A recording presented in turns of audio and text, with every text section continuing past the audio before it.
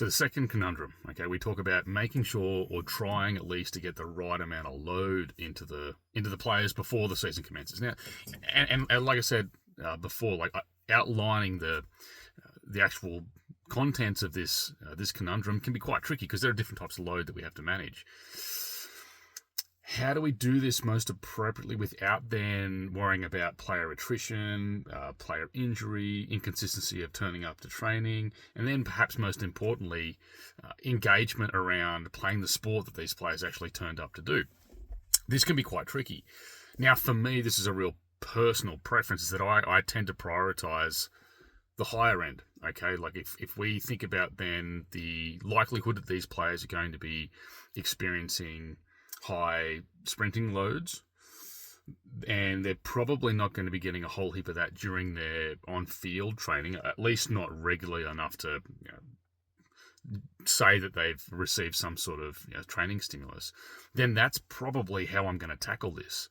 I'm going to look at trying to incorporate games to an extent, but the goal is going to be to keep my interventions relatively short, but relatively intense. The obvious backfire of this is then, okay, well, how do you know your players are in a position where they are capable of receiving the intensity that you want to put on them? And this is another tricky bit.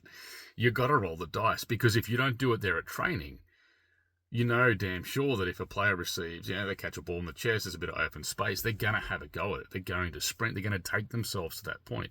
And 9.9 out of 10 times, they're going to be perfectly fine, just like they are at training.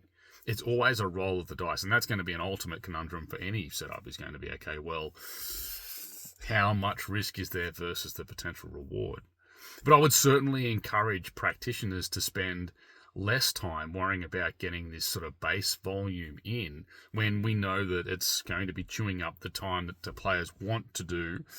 They want to play their sport, and they're going to get that base volume doing most of the drills that a lot of teams find themselves doing in those early phases. So if the conundrum is getting load into the players and getting the appropriate load, let's go to the ceiling.